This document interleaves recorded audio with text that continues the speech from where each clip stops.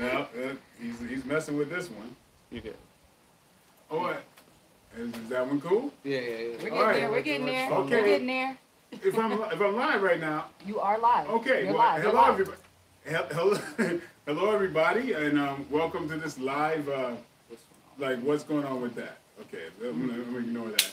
Well, welcome, Michael Jai, and right now, assisting me is Alan Jouban.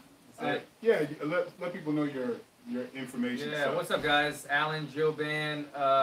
I met Mike years ago, man. He let me audition for a film. Right. And kind of gave me the bug into acting. But what I do for a living is I'm a fighter. I'm a UFC fighter in the welterweight division.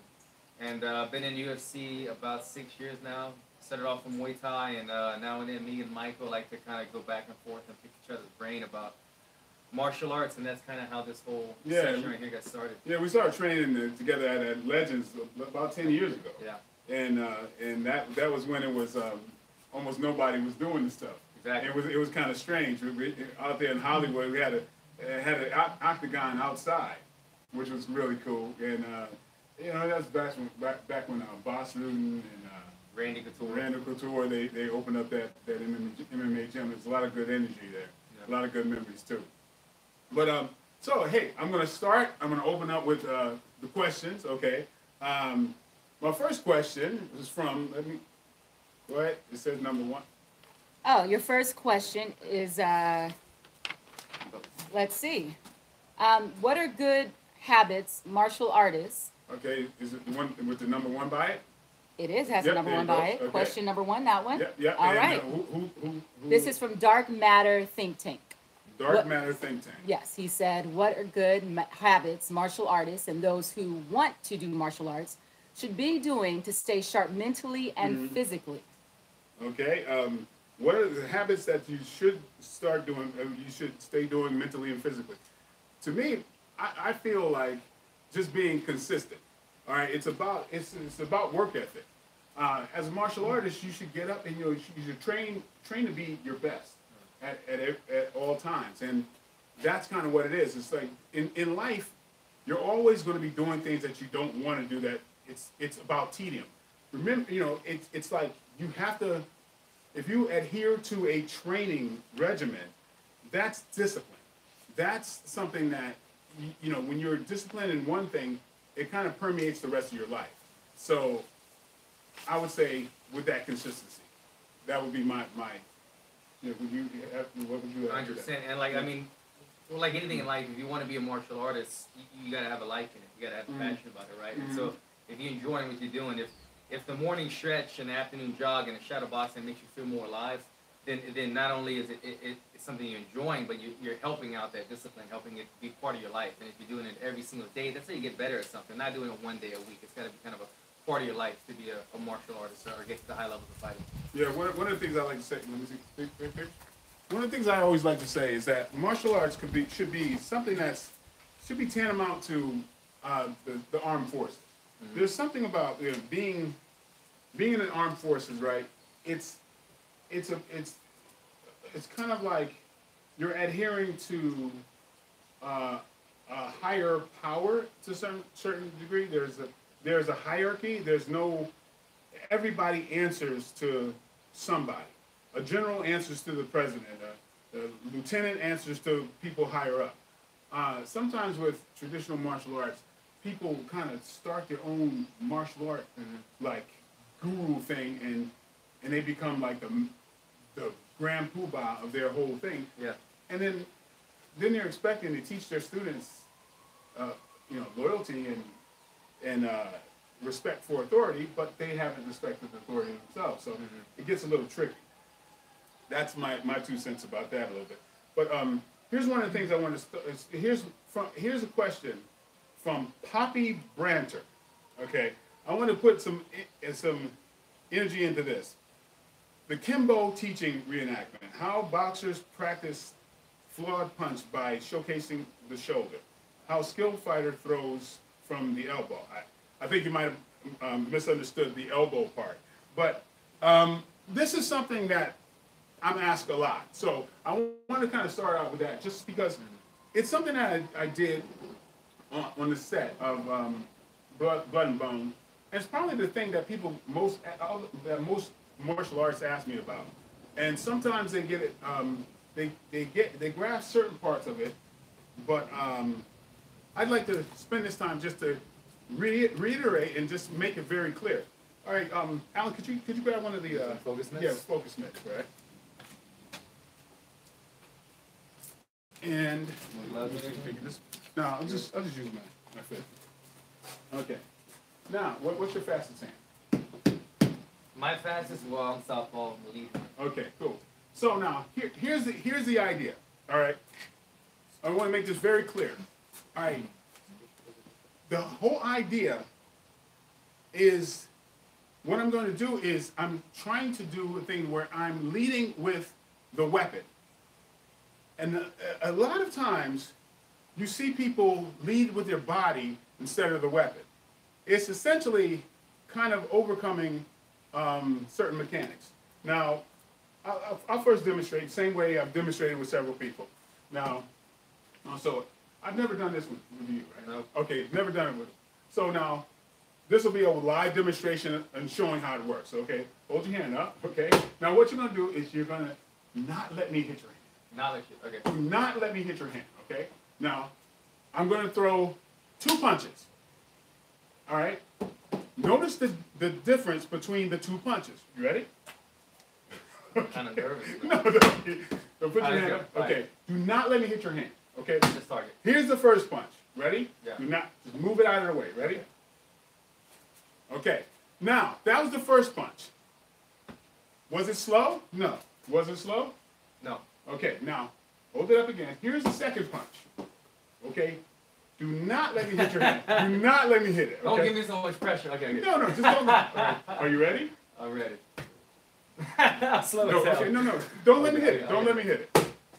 Do not, no matter what, do not let me hit it. Okay. Okay. This is the demonstration, right? Now look, he's never done this. He's a professional fighter. We all know. This was not staged at all, was it? No, I've never done that. I've seen the bit with you and Kimbo, but it was just from my side.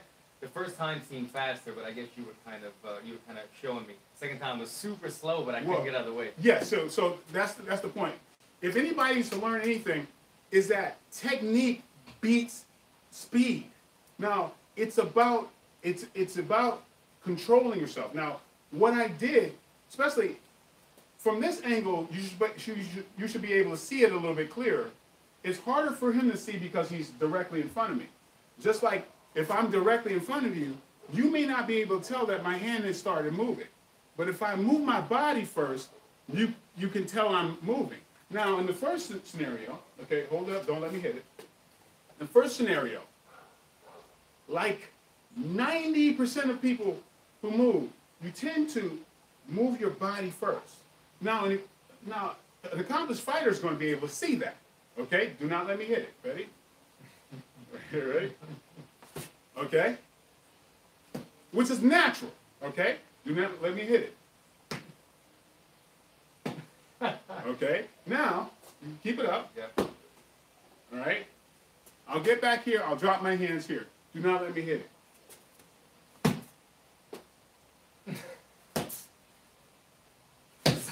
Okay. Okay. Now, it's just about body mechanics. Okay, with the idea of him not being able to move something that he knows is coming, and it's his hand. Would you be able to move your face out of the way? No, especially when you don't know when it's coming. Now, I reiterate this point so much because now there's a whole different way of moving.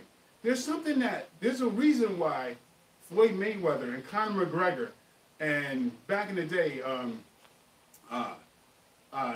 there was a few people who had this, but like Roy Jones. It's movement. This is an advanced thing, so I'm not expecting everybody to get it, but there's a non-telegraphed movement. I remember when I met Roy Jones and we went over this because I wasn't aware that he knew he was doing it. John Jones does it to a certain degree too, because he's absolutely relaxed before exploding. Now hold this up, okay? Now, throwing a hook. I noticed that Roy Jones, don't let me hit with the hook. I'm going to be coming around. Ready? All right? Roy Jones would naturally, his body would go, right? It's from A to B, okay? It's, if you break it down, it's direct. It's not this, where people do this hitch. If you notice, when traditional boxing training, if you're calling out, say you call out combination. Yeah, jab, cross, hook. Okay, jab, cross, hook. See, he's meeting it. Jab, cross, hook. Jab, cross, hook. Okay? Jab, cross, hook. Now this is how we've been taught to train for a long time. Now again, we'll do it again, right? Now see, the first one is very hard. You couldn't catch the jab, right? Ready? Jab, cross, hook. See? Because what's happening, we've been taught to meet the punch. Yeah. See, he's meeting my punch. That means he had to see it coming. Okay? So there is a tendency to teach how to telegraph. There's a telegraphing in our training. Yeah. Now here's a way that you can get around it. Me and Freddie Roach had argued about this, and I think I won the argument because Freddie started doing this. Okay? Now, what happens, okay, when I'm training, when I do the jab, you move first. See. Yeah. I'm now, yeah, you move first. Yeah. For the jab, instead of me moving and him timing me, doing this, boom, he moves first, and I can be pure. I can turn, boom. I can be direct without going in reverse to go forward. See what I'm saying? So when we do jab, cross, hook, you start moving, boom, boom, boom. All right? Then I can not have to, telegraph before I do anything. You look at a lot of boxers. I become the lead in that dance. Yes, exactly. You become the lead in the dance. What happens when we're taught to do this? Yeah. You slow that down. It's this. Going in reverse to go forward. Reverse to go forward. Reverse to go forward. I'm doing all of this before my weapon comes out. When I do this, and my body torques with it, I lose no power. It's just that I lead with the weapon. That's what I'm doing. Okay? Now hold it up again. Now, if I'm 225, okay, now there are certain things that you can build on top of this with still the same thing, don't let me hit it. Now, I have to move my entire body to hit it. I have to get all the way to here to hit it, right? Don't let me hit it. So if I'm moving, if I hide my movement, it's easier, right? All right? So in this way, I have to move my entire body across. Even though he knows it's coming, he may not be able to move out of the way. Some of these things are for some are more advanced fighters. That's what this is for. Since a lot of people ask about it, I wanted to break this down first. So with this, you can replay it, you can get it in. You'll understand why there is an old guard of fighting and then there's a new guard of fighting.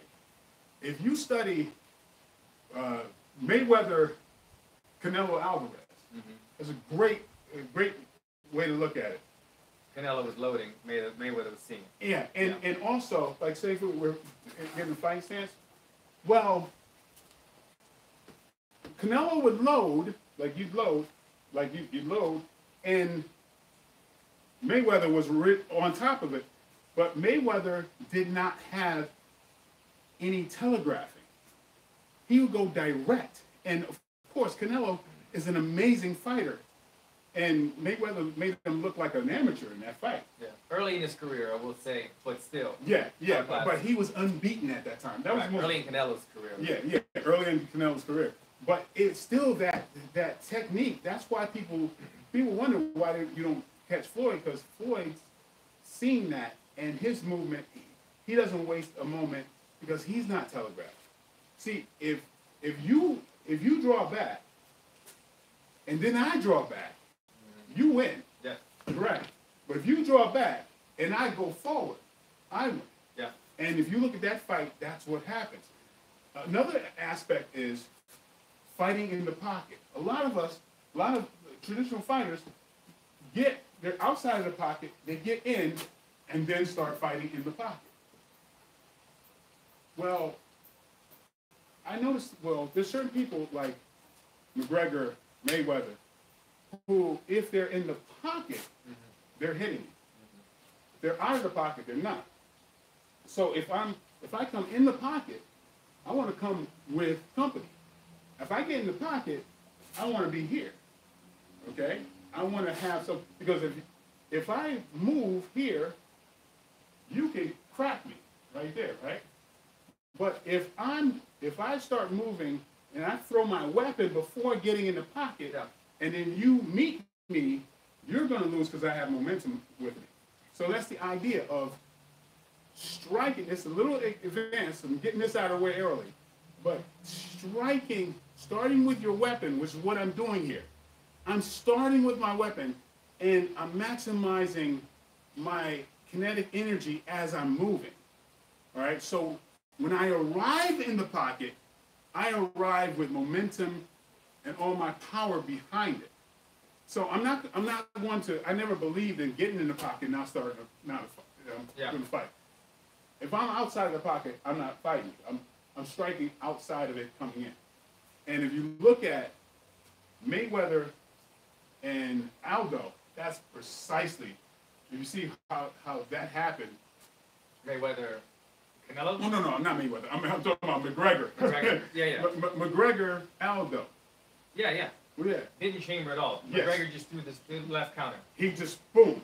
Aldo was complete chamber. And that's the old guard versus the new guard. And what's blowing my mind is that people are not on top of that. McGregor, the way he's moving, he's always bringing his power with him inside or outside. Mm-hmm. When he fought, what's the guy who he took the heavier title from? When he took it from Eddie Alvarez? Look at the combination, that final combination, where he brought his power with him going back and then forward. Yeah. All right? It's like his economy of movement is unusual. Not many people are moving like that. And that's the idea of striking, using your body weight, using your center, and he moves his center. He doesn't have to get planted and then throw. That's the difference. And if somebody doesn't grasp onto that, he's going to always have the advantage.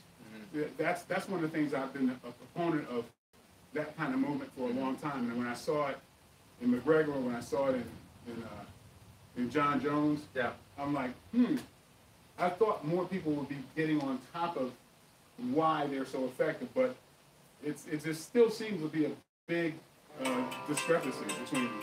And part of the reason is, you said, this could be a whole other conversation, but pad work and fighting are sometimes two different realities. True. Right? You pad work a certain way, it's a dance, the confidence builder, it's repetition, but you fight sometimes very different. You're saying you should be incorporating the fighting style more into the way you're working pads. Yeah. That way not to train bad muscle memory. Right, exactly. Because really, when it comes to muscle memory, it may take 5,000 repetitions to instill muscle memory. It takes double that to retrain it. And so there's a lot of times when you look at things, and I try to put a lot of the things that I've learned into the movies. Mm-hmm. Like studying how someone moves. Like you see somebody jabbing, and their natural jab is down here. Like a lot of Nate Diaz. Jab, the punches go all the way down here, right? Mm-hmm. They don't tend to change that once they get in the ring. It's still something that continues to happen. Yeah. But you have to have you have to be on top of your tools to be able to manipulate that. So if his hand goes down, you don't have time to go in reverse and capitalize on that. The hand goes down, you have to be able to explode. Okay? It's just that, muscle memory gets in there, and so a lot of times the easiest way to fight someone is you see that they have certain tendencies. study the footage, see the wrong muscle memory, exploit that in a fight. Exactly. Yeah. But the only way you can exploit it is to being on top of your game. So you have to be able to access your tool at a moment's notice. You have to be able to explode. You can't have some kind of dally in your movement. You got to be on top of that. And let me say this, if you don't mind. When somebody first comes to class, when somebody's first hitting pads for the first time, the easiest way to teach them is like you said, when you meet them. Right. I tell people, you punch 80%, the pad holder meets you 20%. Right. That way the arms aren't flying, and that's where that comes from. And that sometimes continues on. But as you get to the next level, then you start doing what we're talking about now. The advanced fighters, then they're not showing anything. They're not chamber firing. It's point A to point B. Who can get there the fastest? Who's getting straight shot and retracted? And then the next level of pad work that you're finding is just a flow. But this takes, if me and Michael have been working together every day for 2 months, we might be able to flow where I'm not even calling it out. I'm seeing what Michael's doing and I'm catching it. I'm meeting there, or one of us is leading the dance, but we're not showing, we're not telegraphing. But a lot of times with pad work, as we're kind of showing, is like somebody has to kind of either call it out or chamber fire so that we can meet together. But it just takes practice, high-level training, and then a rapport with your pad holder. Absolutely. To be able to not show anything or say anything at all. Right. Yeah. But that tendency to telegraph is just sometimes kind of it starts to stay in the muscle. It's staying and going into the fight. In a lot of situations, and it's those people who kind of have that broken rhythm, that kind of, and of course, and then plus my belief is anybody who really concentrates on defense. Yeah. If you really lock down your defense, you're a step ahead of a lot of people.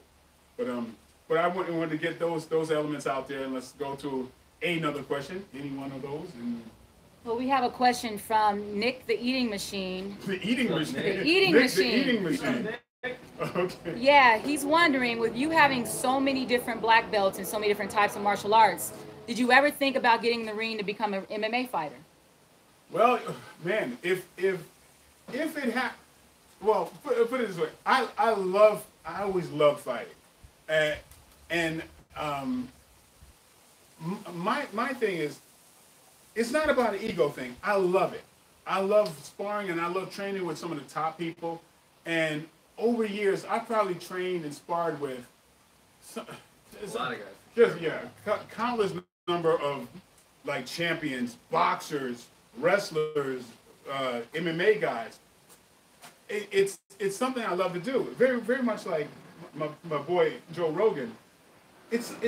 It's out of doing it for love. We'll go to the gym and I'm watching Joe tap like a title holder. You know what I mean? Because he loves it. It's not about ego. I look forward to getting humbled and if like I feel like my wife knows like I've been trying to spar with John Jones for years, and if I got lumped up by John Jones, I would be happy as hell. It'd be fun to be, man. Like, I think we just have a great time. I love this stuff. I never really thought about having to. I think if UFC were around when I was younger, when I wasn't doing movies or whatever, I think I would do it. I've always gone to the top champions and trained with them in their house, in their gyms, because that's where they're the best. And so it's about testing myself. It's not about an ego thing. It's about the love of bettering yourself. When you bow to your opponent in martial arts, because I'm a traditional martial artist in my heart, when you bow to your opponent, that means thank you for helping me become better. That's what it really is about. It's an honor. People get caught up in just who can beat up who. That's some childhood. That's like playground crap. I never cared about being celebrated as a fighter. In fact, I think I would have done okay, UFC or anything like that, because being an actor and being on the spotlight, I've never been nervous about that type of stuff. Right. But I can't consider I love and honor the fighters. I can't call myself a fighter. It's not how I made my living. So I respect the hell out of them. I have no interest in doing it now. I'd rather fight with people at their gym. That's where they're their best. But to be in the octagon, I don't think I don't want to sound arrogant, but it's like what I do for a living is a lot better and pays more. So, if you don't have to get punched in the face, I don't know why you would. yeah, but I'm still a little like out of my mind. I enjoy the fighting aspect of it because when I'm older, I won't be able to do it. While I'm still young, there's nobody I wouldn't get in the ring with. There's nobody. I've trained with the people who a lot of the people who I thought were the best fighters I've ever seen, and that hasn't really changed. So that's because with sparring these people, I've become better, And my philosophy, personally, if I'm sparring somebody who is of lesser ability than me, maybe I'm like sparring a yellow belt, and maybe when I'm sparring this yellow belt, this person is throwing a punch at me, and I'm waiting until that hand gets that close before I snap my head back. Right. All right. So sometimes they catch me. Maybe I'm going to try to catch them with my left hook from the backhand or whatever, which is my worst technique. Maybe they can go away thinking, oh, well, Mike's not nearly as good as I thought he was. But I just trained my weaker techniques. I've gotten better because of him. Okay? It's not about the ego. It's about getting better. It's about putting the time in.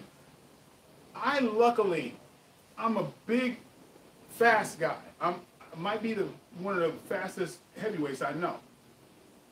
That's a God-given gift. Okay? I never believed in using that and just, using that to my advantage. I said, oh, I've got the speed and I've got power over somebody. I'm going to work on technique now because that doesn't behoove me to pummel somebody who's smaller than me. How did I gain from that? That's that dumb ego shit that like people should. That's not about martial arts. Martial arts about becoming a better person. And you can be a fighter. You can be a real fighter and become a martial artist. But the two things are usually pretty different. There's certain people like my man here, and it's one of the reasons why I'm standing here next to him, because I consider him a martial artist and a fighter. There's a lot of people who are fighters who are not martial artists, and who don't adhere to becoming a better person throughout in the martial arts ethic, okay? There are always going to be two different things. There are always going to be people, and I know I got a lot of questions that talk about, oh, is this real, is that real? Oh, traditional martial art. I do wushu kung fu. I do goju. Well, can you use that in a street fight? Hell no. Hell no. Hell no. But doing wushu, I have to control my big ass body to do all of this stuff that little guys can do. And I got to control my body. Remember, brain moves muscle, right? If I can do that, then maybe I can kick you in your eyebrow because I've trained my body to do what my brain tells it to. When I'm doing forms and katas, how does that not make me a better fighter and a better person? Because I've pushed myself to do things that, that makes more of a demand of my body. I know people get so caught up and they go, well, that's not real. It's not supposed to be real. But there's a certain ethic to it.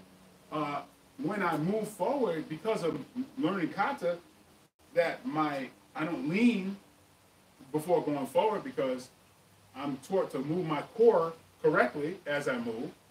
That enhances my fighting ability and anybody's fighting ability. So just think of them as exercises to train your body. You were talking about something like this yesterday, I believe.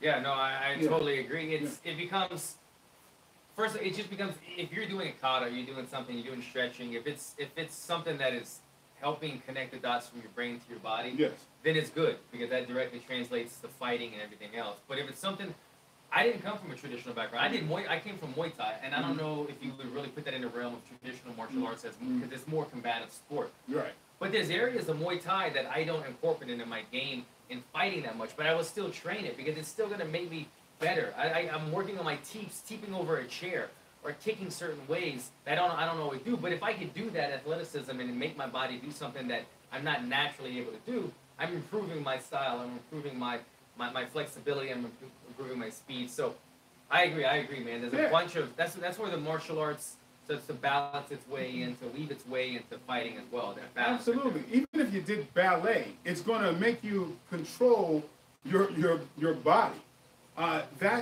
It's difficult to do. Of course, ballet is harder than any martial art that I know of. That's hard.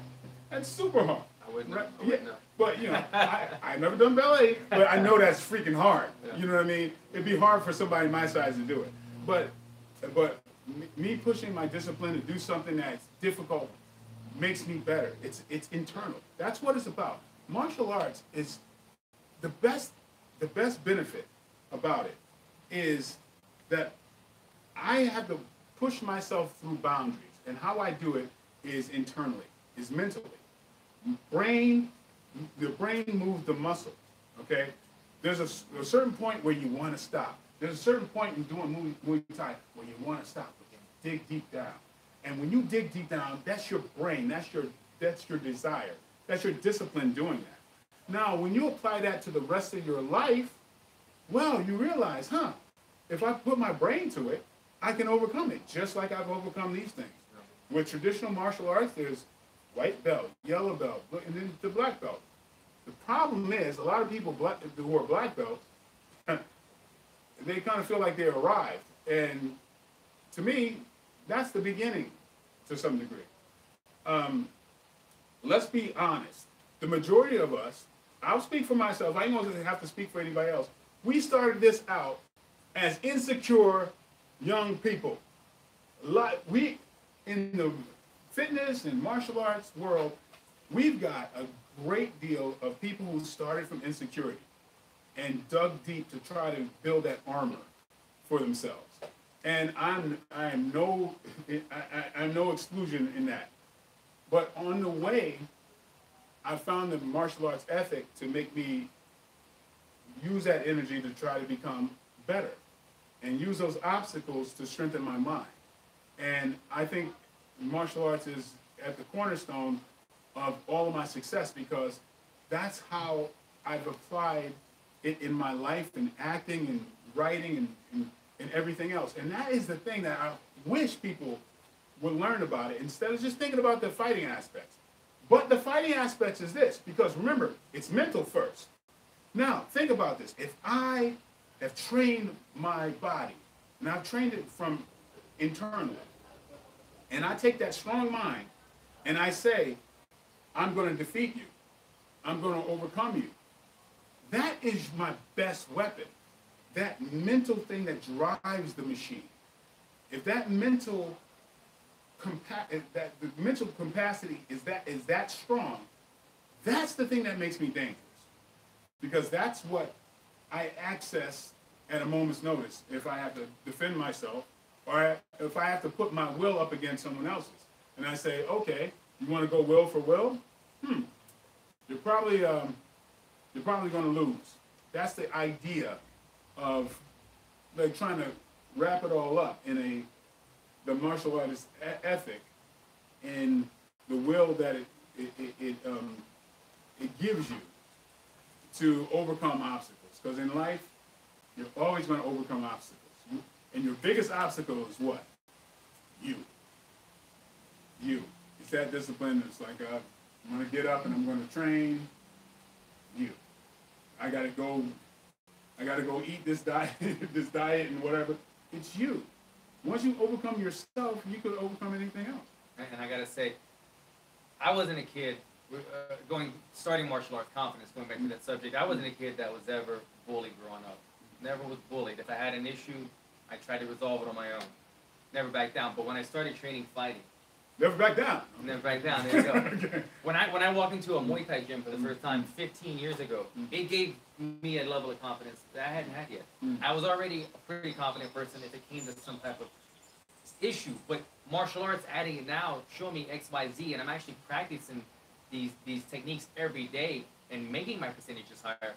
it gave me a confidence I never had. That's what addicted me to it. That's what made me not want to take myself out of it. When we spoke about Mike fighting, he's not 21 looking for a job anymore. He's got an acting career. He's not a young guy. Could he have done it? Absolutely. He's already got the 3 factors.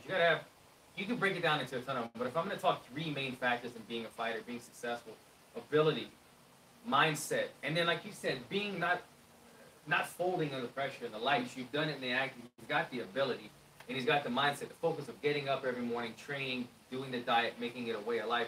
You don't always have to have all 3 of those to be successful. There's a lot of fighters out there. I say a lot. There's not it's not a mandatory thing to be an elite level athlete. Would you agree with that? That not every fighter is an elite level athlete. I find there's a lot of fighters that are average. Absolutely. Average athlete. Oh my God, yeah. But mindset. Absolutely right. Mindset made the work rate, right? Absolutely, absolutely. I think the majority.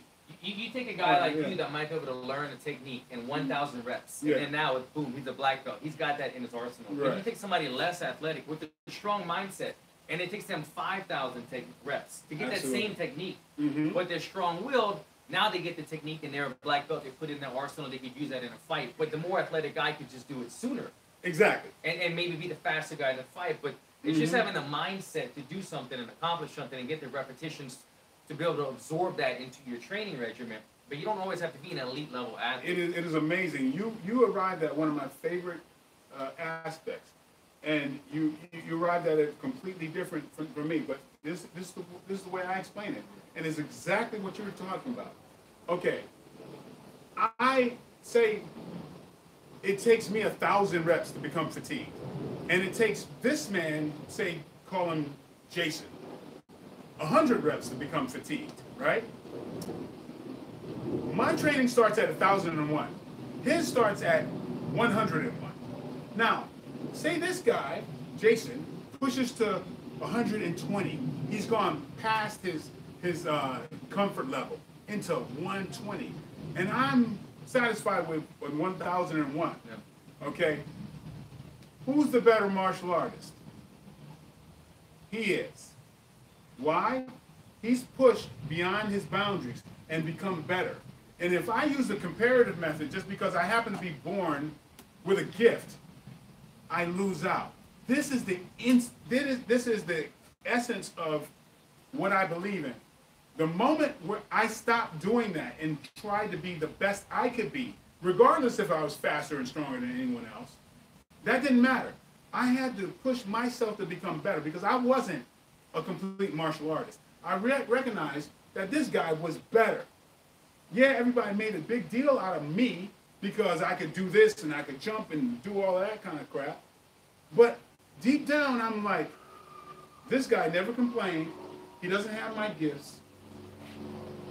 If he has to get a second job and support his family, he's better equipped than I am. Because I'm sitting around thinking, oh, I did 1,000. You're stopping at your comfort level. You're not going. I'm stopping at my comfort level. So this is a trippy thing because even my instructors made a big deal because I was a great fighter. But then it was like, wait a minute, but I'm not great at these other things. It's just like a minister or a preacher who kind of loses out and gets all part of his ego and does the wrong thing. Well, you're preaching something that's valuable.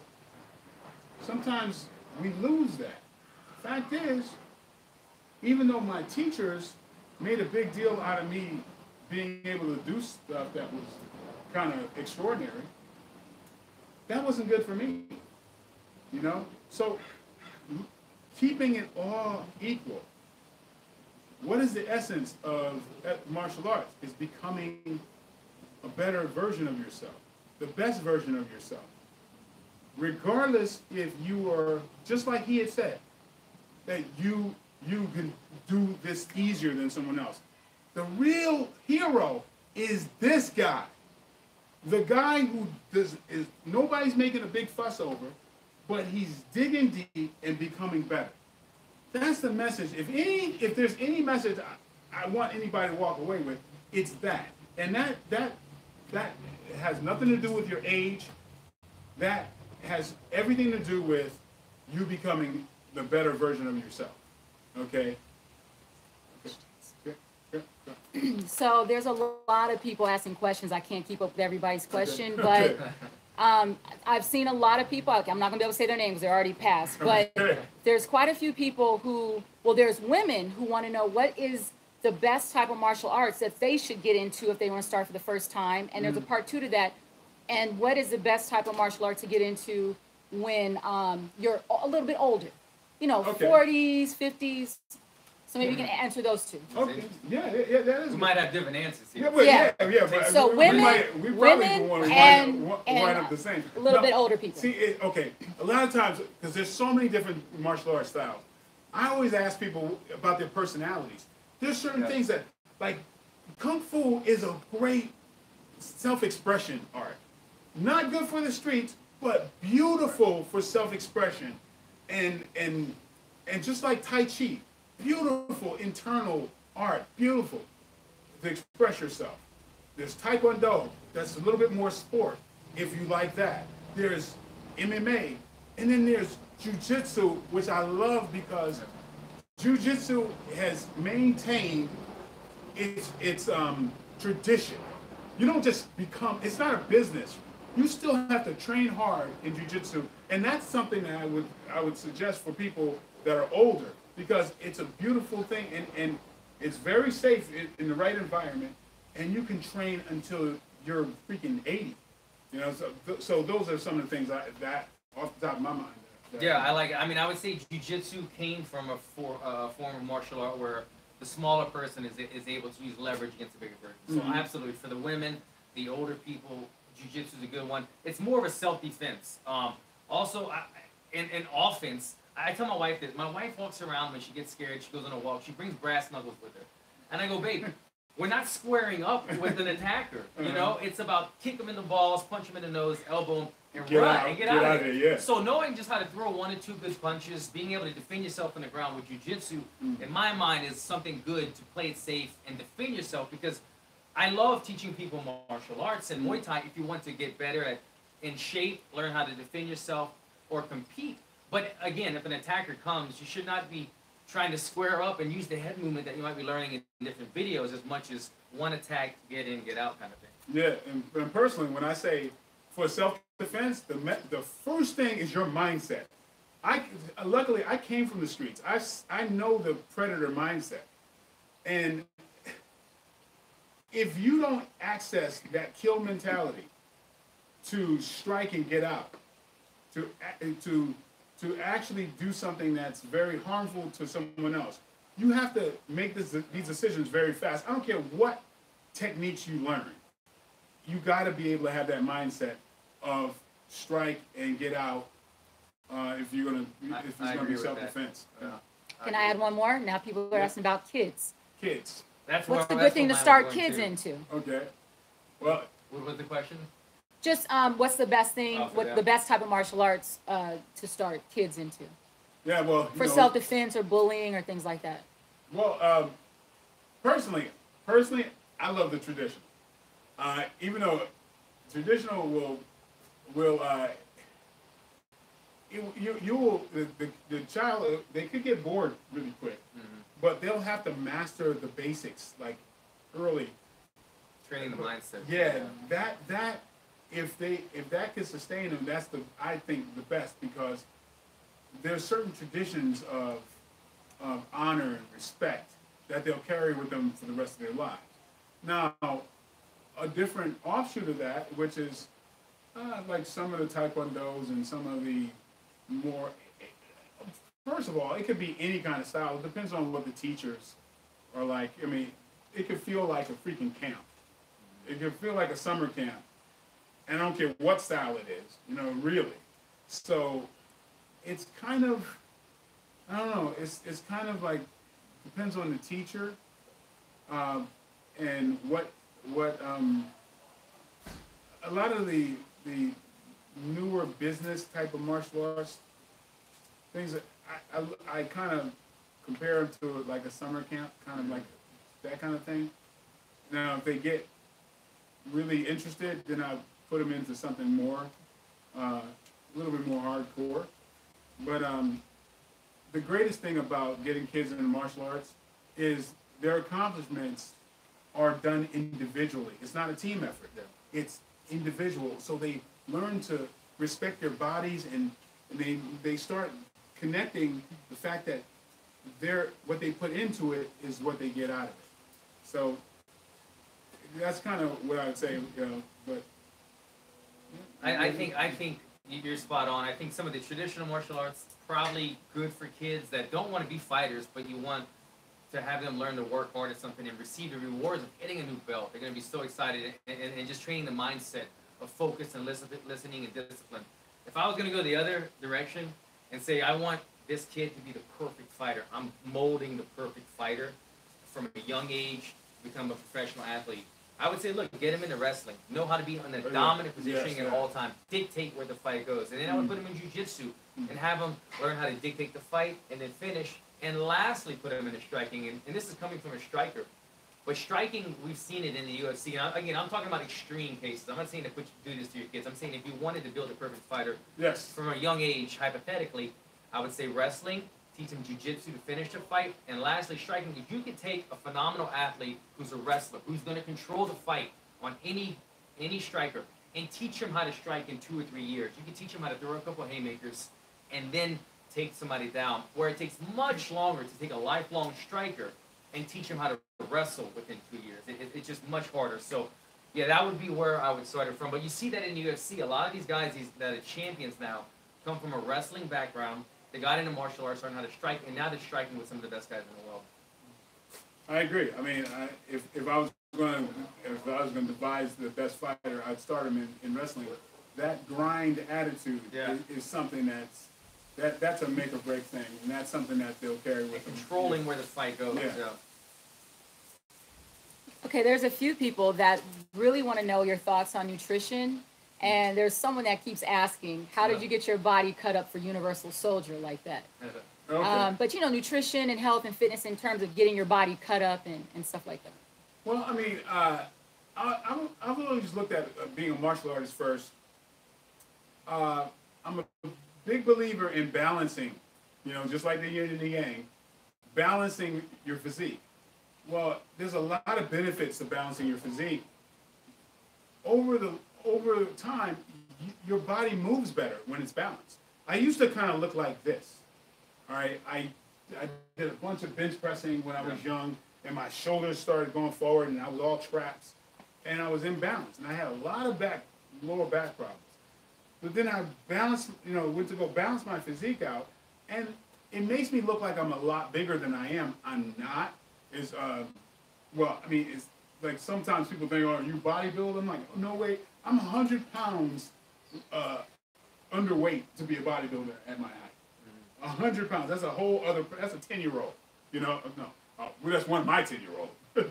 but it's like, it's about just like I say, I'm always going for balance. So you see, sometimes, and there was a question earlier about, I want to have big arms. I never thought about, like, if you have big arms, all right, if you have a big chest or you have big arms, that only means that your arms are not in proportion to the rest of your body. See what I'm saying? If your arms are balanced, they don't look big, right? So it's kind of it's kind of a thing where I use the weights to balance myself out. I'm trying to remember the last half of that question because I just was like, how'd you get the diet? How'd you get your body right how'd you get your body the way it looked in Universal Soldier?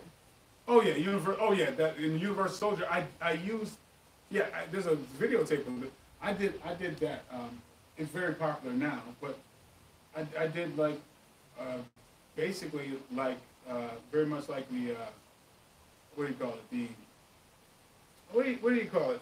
What is it? Workout or diet? No, what's the diet that's very, very popular now? Keto? Yeah, like keto thing. Keto. Before I even heard of keto, basically, what I did was I cut out carbs.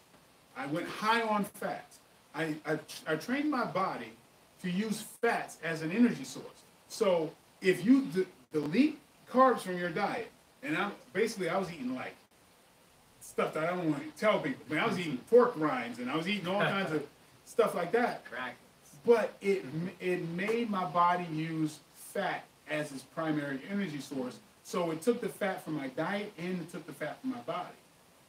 I was so low body fat that it was kind of dangerous. I was like, you know, I actually got sick on that set because a certain amount of fat keeps you healthy and ward off disease, which would be a terrible thing right now. Yeah, right. It was that the best you've ever looked on a movie set or something? It's the best I've ever looked on a movie set, and it's closest to dying at the same time. Where were you walking out around at? I was like something like 3%. I was like, I never had to warm up or like do any push because it's like you were so lean, it was there. I was so lean that if I flexed, it hurt.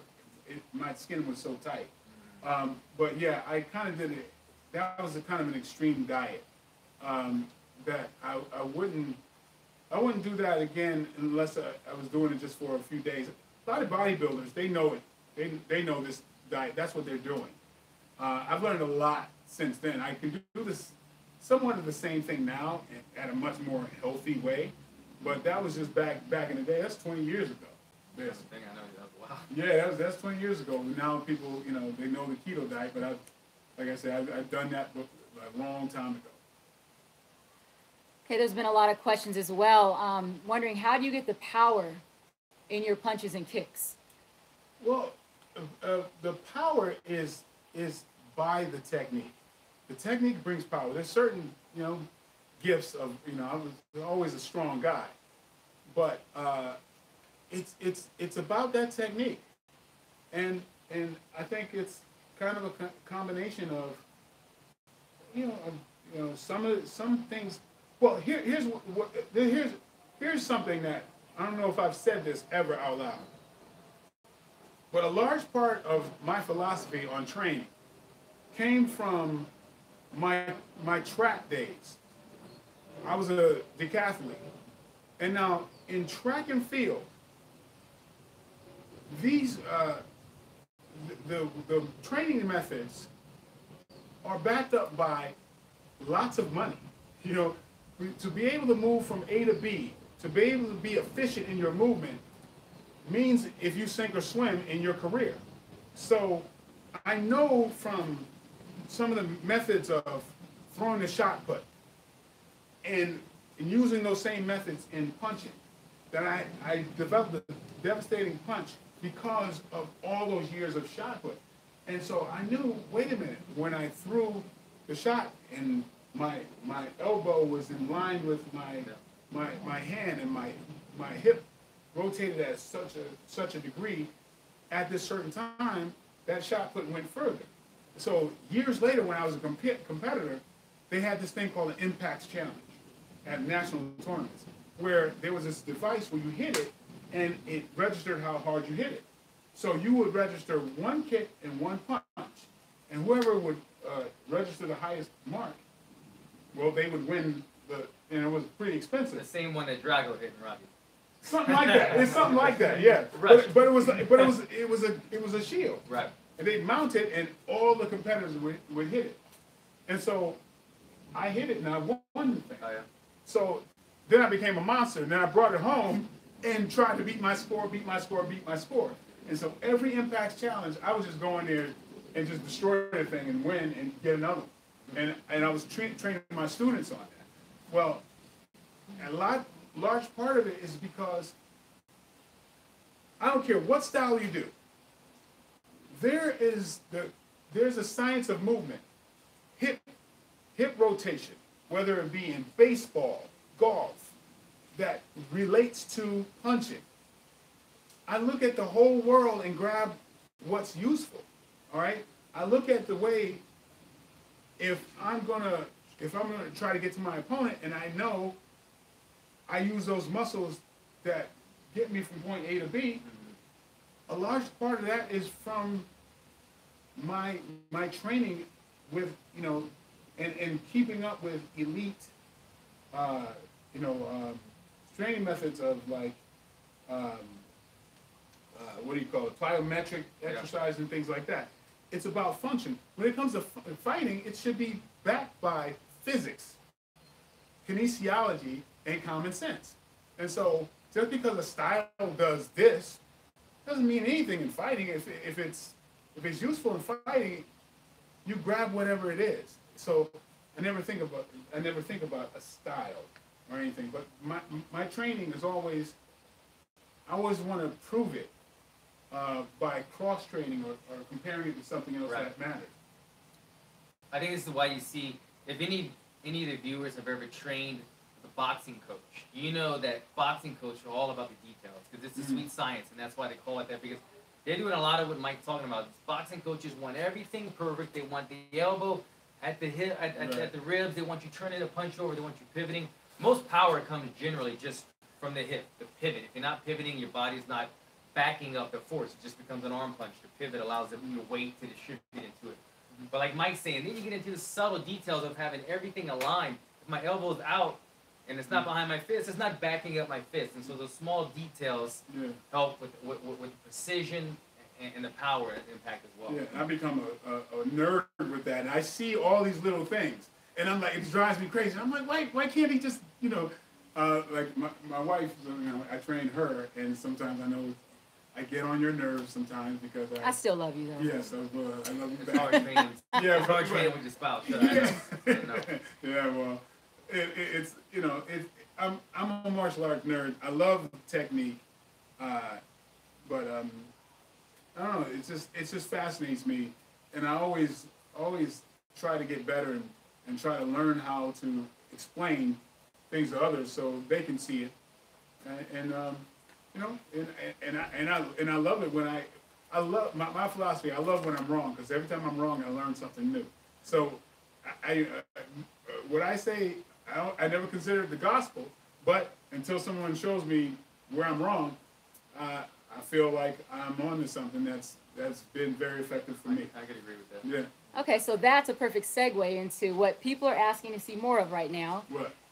They're saying you're talking a little too much. You're being your martial arts nerd self. Yes, I am. They want to see more demonstrations. They want to see more techniques and stuff being done than actual talking. Well, ask me about the techniques then. They want to see some stuff. They're as long as dance, monkey dance. Well, you gotta ask, you gotta like. So they're asking to see roundhouse kicks. They're asking to see what's more powerful techniques, more self-defense things they can learn and use when they need them. The Joe Rogan thing and Eddie Bravo, and they talk about the side kick. The side kick, where you kick the Okay, So a lot of people want to see stuff like that. Okay, yeah. Dance, monkey, dance. I'm joking with you. Yeah, well, yeah. Eddie Bravo and Joe was talking about the time I kicked the bag off the. At Legends at the gym. Yeah. Where I met Mike at. Yeah, but that happened. I didn't know about Eddie teasing Joe earlier, but yeah. But I think Eddie said it was a spinning back kick. I think it was a side kick. I think I agree with Joe. You didn't spin into it. You just chambered. I think I just threw a side kick. I'm pretty sure. You know why? Because Joe Rogan. Joe's got the baddest spinning back kick. And so Eddie's probably just thinking about what Joe does and then in relevance to you. But no, my spinning back kick is not like Joe. Joe has the second best spinning back kick outside of Benny Urquidez. Benny the Jet Urquidez. Oh, Benny. Yeah. Benny Urquidez, Joe Rogan, and then come on, man. Ray Daniels. Oh yeah. He's those three spinning back kicks. Really good. Really fast with it. Yeah.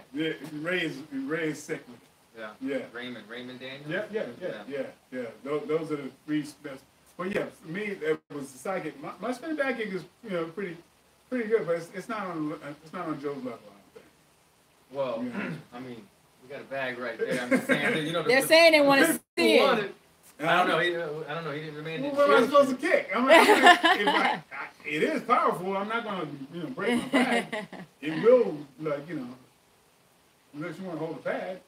I ain't holding Bag broke damn bag. What else am I gonna do? I'll get right here. This just helps the viewers, but like, yeah, the thing about demonstration stuff, I don't know, like in this tight space, what were they talking about roundhouse wise? Roundhouse, spinning back, A lot of times, spinning back kicks, hook kicks. Even warm? Are you able to do anything off right here? Or just some self-defense. They're asking How about about let me that just see too. if you just place it, you ain't gotta put me through the No, window. Okay, Let me just see the placement. I'll tell somebody a trick. Okay, talk about this is a little advanced, but this is a very good trick that I've. Okay, yeah. I taught this to Uriah Hall, right here. Yeah, Okay. great kicks. Yeah, but Uriah Hall has had a great spinning back kick, but I taught him a trick that will make it even more effective. Okay, and this is can you guys see? Okay, so like here's a trick. You're going spinning back kick? Well, yeah, spinning. You back want a kick. little hand pat target? No, you're the target. I'm the target. I'm not gonna hit you I'm the though. target. But okay, here's an advanced trick to a spinning back kick that's very effective, and it makes it to where it's very hard to block it. Okay, now when like say act like we're sparring, right? Now if you see me, just react naturally. Yeah. Now what normally people do, like if I do this, you know it's coming, right?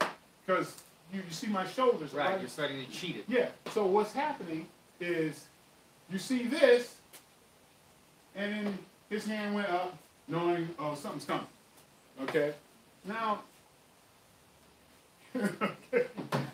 now here is a little cheat, okay? All right, now, the idea is my heel has to go right here or wherever I'm going to kick. All right. Now, if I open up the line between my heel and his body, right, which is here, now it's a straight line to here, all right, the trick is this. Say like, react when you know, just like we're normally sparring. Like we're normally sparring, and I move here, right? You see this movement? I just basically did this. I opened up the line between him and my kicking leg, right? By doing that, what I did is I twisted my hip, but I kept my shoulder in the same spot. So what happens is, you can't even tell that he's set up for one of the most devastating kicks I could throw. Okay? But if I did this, he knows it's coming. Okay? Now again, I'm sparring, I do this, boom. There's no time for him to react. Okay? Because I've done this first. Now, it's one motion. It's just going one. It's right there. Where usually people do a spinning kick, it's two motions. One, he reacts to this, and then there's two. Okay? Now, that applies this way as well. Let's go cheat this angle a little bit. Okay? See where this cheat is, right? Now, like move out of the way if you see it coming, right? So if I'm this way, I do this way, he moves back, right? When I'm doing this, sometimes, see that? He doesn't usually move, right? See? I'm here, and I open up this line here, whether I do a spinning back kick or this, or coming up. Either way. I'm doing this, and now I can hide my movement by doing that. By going boom. And it's right there. So that's kind of a cool trick. And that's what Uriah Hall did to Musashi when he knocked out Musashi. Oh yeah. Yeah. And you can find him telling you about that on YouTube. After he did it, he made a YouTube post, and he said, he told me thanks. What was so cool is I was off somewhere, and I went to a little sports bar to watch this fight. Yeah. And when he did it, I was like, oh, you were watching it live at a bar? yeah, I was at a bar. I was out of town. I was at a bar. I was like, yeah, I wonder, you know, that looked a little like, and so, and talked to him after that, but then he goes on YouTube and That's cool. and says, So you gave him the Steven Seagals, the Anderson Silver front kick. I couldn't hold back. I'm sorry. yeah, but no, but he said it. He said it. But no, but seriously, that trick I did right here. And you showed him here? I showed him on this bag right here. I'll tell you, so Michael gave you the offensive perspective. I'll give you the defensive, what I'm seeing. The good thing is, so as fighters, we're looking at two things. I'm either looking at torso area to see, like Michael said, shoulders, or the face or the eyes. And so Michael's right. If I see somebody moving this shoulder, I know they're cheating the spin. You see that all the time in martial arts.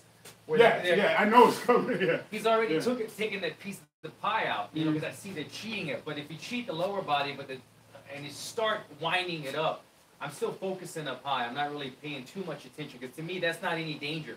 This is the danger. This is where the hips, everything follows in. So it allows him to start the spinning motion without me reacting. Gives him a little split-second advantage on it. Yeah. It's again, this is for advanced people. That's why, you know, I showed that to Uriah because I knew he was a natural spin kicker, but if he put that on top of it, he'd be hard to read. Very cool. Story too.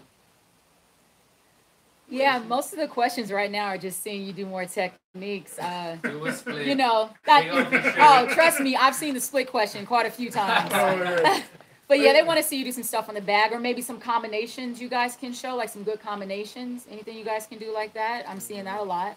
Yeah, you know, well, to let you know, I'm going to be coming out with my own comprehensive whole method of training and fighting, nutrition and everything. It's called the Jive Method. It's going to be coming very, very soon, probably within the next couple of weeks. You're going to start seeing posts on that very soon. And so it's really my thanks to my fan base who put me where I am. I'm going to have a lot of folks who, we've shot like several segments already. I mean, a lot of like very prominent folks in martial arts and bodybuilding and boxing and that are making cameos and coming in and offering their expertise as well. So this is not the end of this. I'm going to be doing a lot more, but I mean when I get into combinations and things like that, that's pretty much like I want to kind of balance it out. I want for some people who might not just be the fighters. All right, so if there's some specific things about combinations, I could probably do that. If there's any questions like that. Yeah, the only one I see is what's the best combination to use? General, very. Yeah, it's kind of general, but yeah. Like, can I? What's your favorite? What's your go-to? Yeah, maybe what's your go-to combination or? Yeah, you know, oh boy, it changes depending on the person. I know I tend to practice. I don't know. Do you have a favorite combination? I have some go-tos. I mean, I'll show mine on my things. I know you guys want to see him do some crazy stuff. I'll show you some tricks. This gets a lot of people. I call it either punch kick or kick punch. And what happens is, you got to excuse me, I just had knee surgery, so I'm going to be a little bit off balance. But if I throw a head kick, traditionally people want to block with two hands because one hand sometimes it gets through. So I'll throw the kick and get him looking. And then I'll set that pattern. I'll throw the kick again and get him looking. And then what it does is sets up my kick punch. So the next time I throw it and he goes two-hand block, now I have an alleyway down the middle to throw my punch. So that's a setup that I use a lot. I'll come power with the kick, and then when I see the two-hand block, when they get away from double guard to two-hand, it sets up the alleyway down the middle. You and Lyoto Machida. Machida is one of the people that I studied because you know it's 100%. That's Machida's move. That's how Machida put down Rashad Evans when Machida won the title. And the tweak that Machida does, Machida does it also off the roundhouse guy. But Machida, both of Machidas, he has a brother who's smaller but older. Shinzo, and their master this, they go off with the front kick. So they'll throw the front kick to the gut, which is nasty. And then the next time when you go to block it or swipe it, they'll come with it right here. Right. And I've got bloody noses from them, both of those guys, numerous times. And so I took that study in their footage and I incorporated it with the roundhouse. But it's a great technique. They're masters. It's part of one of my favorite things. Another thing that Machida does is, this is really brilliant. I love how he does this, right? Because he loads up with his left. But this is always aimed right at the head, right? So as soon as somebody does that double block, he's ready to fire it, right? That's a trick of his. But another trick he uses is this. Is he, like, if I'm here, okay, say that's my length. What he does, he'll be back here, but he puts his hips up here. Literally, even though my head is here, I'm a foot closer to you. He'll be doing this. But the fact is, so his hips are up here, right? My hips here, just like I was here. See how close he is? Cheating the range right there. Right. So, but he's doing this. He moves his hips up. He looks like he's too far away, but boom, because he's got his hips up here. That's a really cool trick of his. One of the things that's kind of related to it. I believe in the front kick. There's ways that a lot of people are throwing front kicks in a very kind of, I would say, kind of a sloppy way. And they just kind of throw their leg out. There's a lot of power if you use your hip in the front kick. And do we have a? I don't have a tie pad. Yeah. Oh, we'll use this. A little dirty, but. A little? Yeah, it's very dirty. Oh, okay. All right. Yeah, that's good. 1 second. All right. Oops. You're good with this. Yeah. You're fine with it. Okay, so kind of want. Let me see if I could do it. Let's switch for this. Because I don't want you to go back into this thing. Where you go? This side? But yeah, like so like Yeah. Back your body up. Now, what it is that now just showing a bit of the hip power. All right, without me kicking or using my leg, it's just I'm not gonna do much of this. Just the idea is this. I'm gonna kick, but not commit my hip first. Let me back up and I'll do this for a second. Now, just like we're sparring, just naturally react, right? Right. So we're sparring, boom, you're sparring, right? You see that? He's naturally reacting. Naturally reacting. Now what just happened is I lifted my knee without committing my hip, and he didn't do that. Did you notice that? No, echo sparring again, okay? Now, this is, I'm committing my hip already, and he knows it's coming, okay? Just naturally sparks, right? You see that? No time to block it. No time to block it because when I did this, I aimed at him. My hip, I did this without committing my hip. If I do this, not only do I lose all my power, but he sees it coming, right? I do this, I'm sparring. I do this, he didn't do anything. I just chambered a front kick at him. I don't see danger right there. Yes. And in the same way where, when I hit this, he doesn't see the danger. Okay? Right. What you just saw was just natural. Okay? So if I'm sparring him and I just did this, right? That means, boom, it's there. It's no time. He does not have time to block that kick. Okay? Not only that, in this scenario, okay, if I lift my leg without committing my hip, I've got 60% of my power here. Remember, hip, that's where the power is. If I do this, I got no more power. Now my legs just swinging. Okay? This is without the kick. Okay? Hold it. Okay, ready? Look, I lift up. That's just my hip. That's just my hip.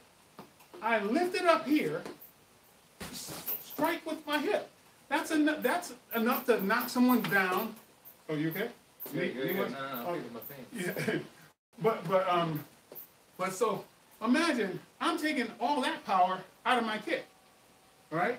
So when I learn how to use my hip and kick, I have double the power. I have the power of my hip striking, if you can imagine, just even if I'm kneeing, instead of swinging up, if I'm doing this, it's far more powerful. This is very Muay Thai right here. Yes, exactly.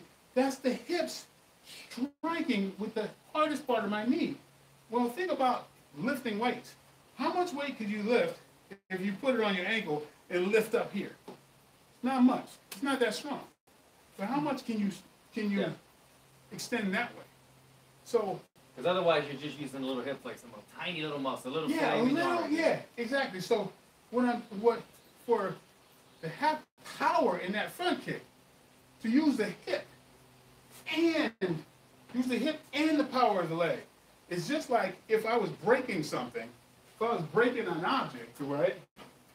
You know, or board or whatever. Look at my elbow. My elbow drives through it and then down instead of this. Sliding off, okay?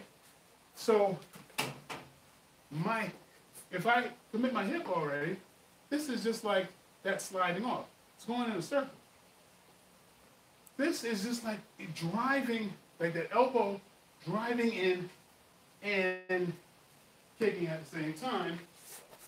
I'm not going to kick full. But the idea is I'm driving this in and kicking, you know? So it's my hip, then my leg at the same time. Even slowly can knock someone back. So fast, doing it correctly, will crack a rib very easily. Because the integrity of the foot is that the foot is doing this, not swinging like this. Okay, that foot is going here. Okay, so that digs in just like if I was the blade of a shovel going in. It's not doing that. So the majority of the force comes from the hips. Yeah, it's driven by the hip. So then this becomes. But you're saying, because I want to grasp this, because I want to improve my front kick. Yeah. You're saying don't commit the hip yet. Yes. Chamber, and then keep that hip back. Keep it back until firing. Keep it back till you're firing. Pow! Just like my shoulder. Chamber, fire, push the hip. Exactly. Like think about if I punched and I turn my shoulder already, and then I punch. This becomes an arm punch. But if I keep my hip and shoulder back, then I strike. Far more powerful, because most power is in the center of my body. Boom, my core. So this is my core. I can strike with a lot of force here. That's just my hip and knee. When I go hip, knee, and then leg, I've taken people off their feet just with a front kick when you time it all together. But so many people leave their hip behind when they throw the front kick. Now, what do you mean leave your hip behind? They leave their hip behind. Oh, you mean they're just snapping the leg? They're doing like it's an arm punch. It's just doing this, and my leg is just swinging up. What kind of weapon is this? But what kind of weapon is this? If my weapon is going in. And even with you committing your hip, you're still retracting to your your original footprint. Exactly. You're not committing switching stances. You're always committing, retracting back. And so if that front kick is that devastating, now it's a weapon you got to worry about. Yeah. Now, if I hit you with that front kick, boom, you're going to think about other things. So my other combinations make sense, whatever I do. All right. So, and of course, one of my favorite things is this: you get them to respect that front kick, and then you've got that. You know, because they're thinking about this front kick, so they're thinking about this, and then you come around, and so, you know, you can base a lot of things off of that, faking, you know, Superman punch, all of that. This is I get this. This is my style of fighting. Yeah. My style of fighting is I set patterns. Yes. Yeah. And then I break patterns. Exactly. I set patterns. Yeah. Yeah. And you see their reaction, because, you know, that's it becomes fun. Yeah. You know, it becomes a chess game. So, you know, but then, yeah, the more you're, you know, on top of your tools, the more you can play and the more fun it is.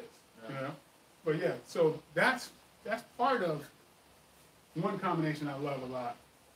Another one, well, this is kind of correlated, is, and I don't know, I feel a little weird teaching because I don't want people to get hurt. It's kind That's your disclaimer right there, guys. Yeah. Don't do this at home. But, Only watch Michael. no, I'm gonna save that one. I'm gonna save that one. It'll be safe for the Jive method. I'll save it later. Well, I'm just curious. What was it? Well, yeah, we'll go through it. We'll go. Kicking the knee or something? we'll go over it. It's kind of an advanced thing. People kind of run into it. Okay. It feels a little unfair. It kind of feels cheaty. Like, yeah. Ask you after this. Okay. I have one question. A guy named Reese keeps asking, and he wants to know, what is the biggest defensive mistake that is taught in MMA? Defensive mistake in MMA. Defensive mistake in MMA. I don't know what that. But MMA is so wide ranging, so I don't know if. I could give a little Yeah. light to the subject. One thing that I've kind of learned that I'm still trying to alter in my game is a lot of us train in big gloves, 16-ounce gloves, right? And these aren't even 16 ounce. These are like 10 ounce or 10 or 12 ounces, right? MMA gloves are much smaller. These are training MMA gloves, so these are more like 6 or 8 ounce. What I'm getting at is boxing gloves are bigger than this, MMA gloves are smaller than this, but we're used to training with this. So we get used to covering a large portion of my face, right? And so I can cover 90%, 80% just by cover rolling. And then we get into the MMA fight, and the cover roll isn't quite as effective because it's a much smaller glove. This is much bigger. This is almost twice the size of the glove that we fight in. So the correction that I'm starting to make in fights is, if I'm going to cover, if I don't have a place to move and somebody's in the pocket with me, instead of just coming with closed fists, cover roll, now it's opening my hands up and covering more portions and trying to cover more area of my body. Because the gloves are just too small, and you might think, what is a finger going to do to protect you? If it's a flush shot, probably not too much. But if we could deflect the power just a little bit and survive that flurry and get out of there. So I think sometimes you see that guys just think that they're safe right here. But when people get more pinpoint accurate with striking, and this is your protection, they're coming right above the glove, and they're hitting this 20% opening on the forehead. Especially the round kick, The round kick. Yeah. So you're seeing that a little bit more and more, where guys are having to really open it up, make it as big of a target as possible. But don't do this, because now you're exposing 90% of your body. You need to kind of live right here, going up and down, covering, but opening up your hands if you're in MMA rather than boxing, where you can get away with this. So yeah, one thing if I'm training folks, one thing I think is missing with a lot of MMA guys, I love the guts and glory, but making people miss is, I think, the biggest issue. Where I will see that there's no head movement to someone, and I go, well, it's a matter of time before that person gets locked in on. If I don't train myself to like move, to take that blow off, you know, the easiest way to me to fight, like I train a lot of my students basically, You train to throw untelegraphed motion, right? So if I'm training them to be untelegraphed, then I have to then read them. And when people throw telegraph stuff, it's kind of easy for me. I see their blows coming from like a mile away, and I'll see their flaws. But one of the things is, like, even if I would encourage people to do this a lot, is even if you go at a distance, right? Like say if I'm out of your jab distance, so your idea is to touch my head, right? So a lot of times people just don't, train themselves to move for head movement. My philosophy is I wanted to always be able to move my head at the last second, all right? A lot of times when people see a punch coming, they freak out and they move early, and he could remount and throw something else. Well, what I want to get to the point of, say we're playing a game, you're going to tap me in the top of my head, right? Just as fast as you can, right? So let me actually play the game. Try to touch my head. So I want to be able to do this naturally with all the punches. Like keep tapping me. I want to be able to do that, right? Boom, because this is the easiest way for me to fight. If his goal is to hit me, and he throws the punch, so you throw a punch, and I'm not there, he's wide open. All right? That's just from just simple head movement and being able to block, being able to move at any time, last second, where he thinks he's going to hit me, and now I've got him overreached and off balance. It's the easiest way for me to fight. I just don't see a lot of people do that and practice head movement and just making you miss, because I think it's very. If I'm training somebody, I'm like, I want you to do 3 rounds where it's just somebody trying to just hit you.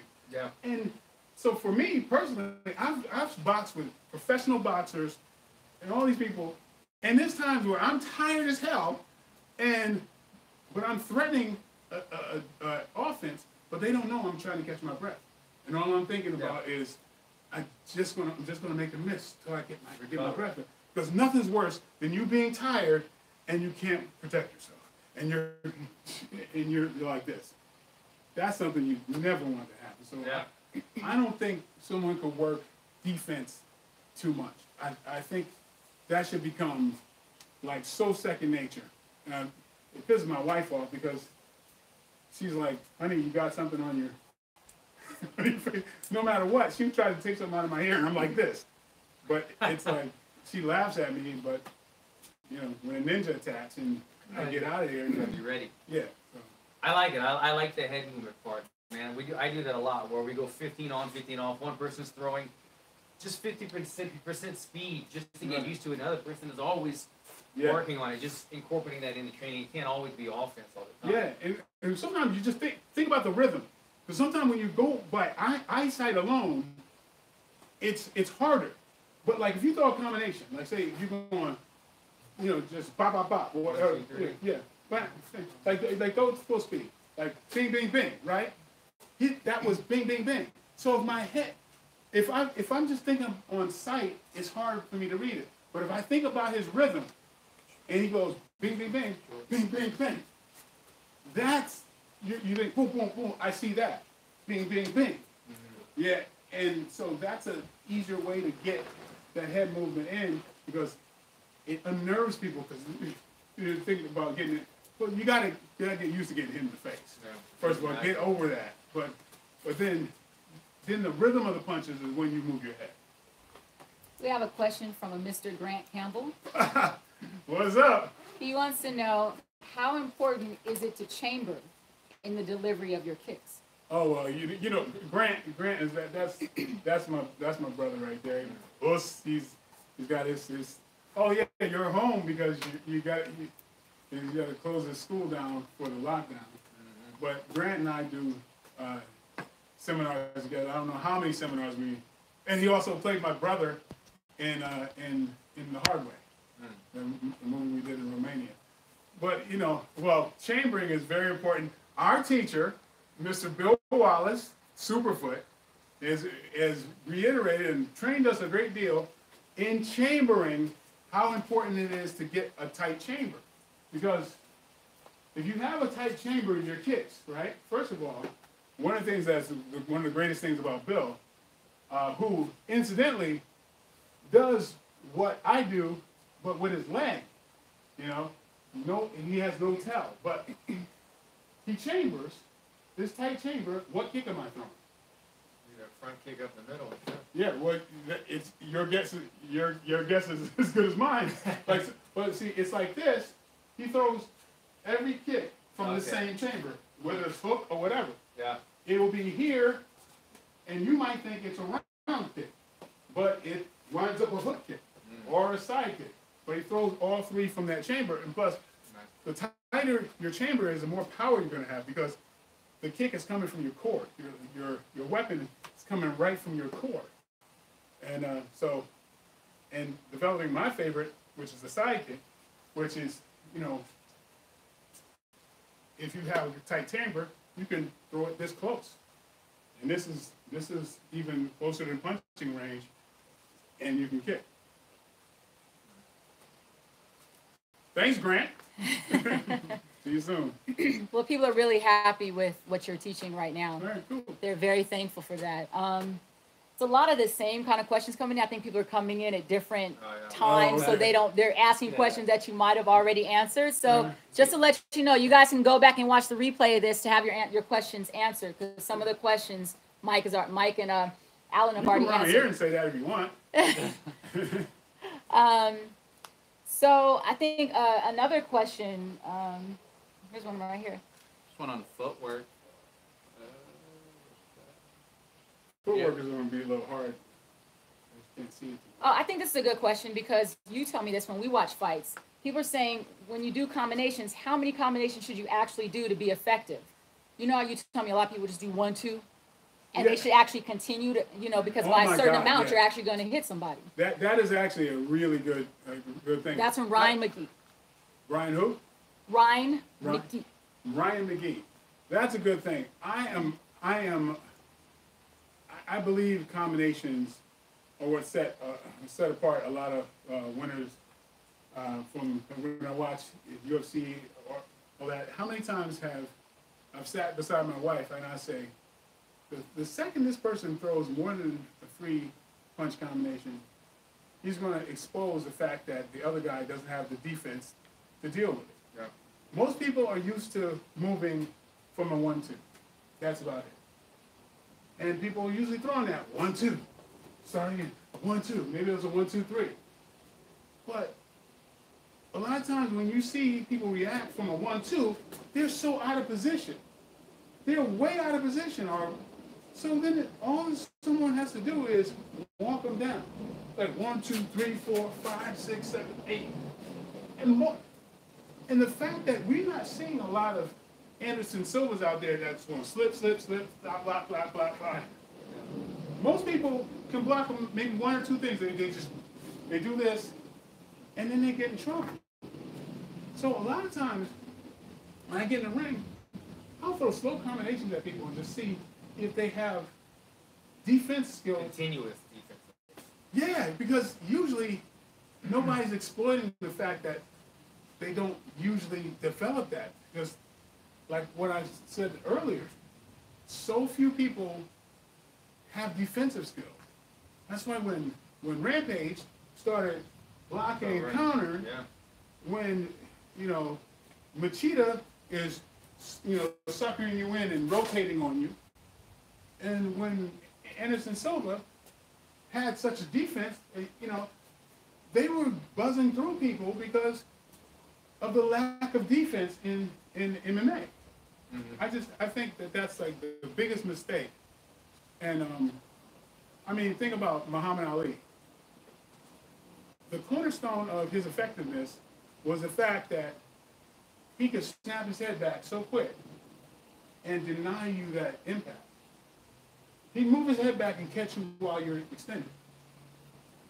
Then, and this is how I fought for a long time as well, when I spar, if I take away, if you think I'm there, all of a sudden I make you miss, and you pay for it, well, even when you think you got me, you may not even load up on that punch. So even if you do catch me, it's probably not going to be solid.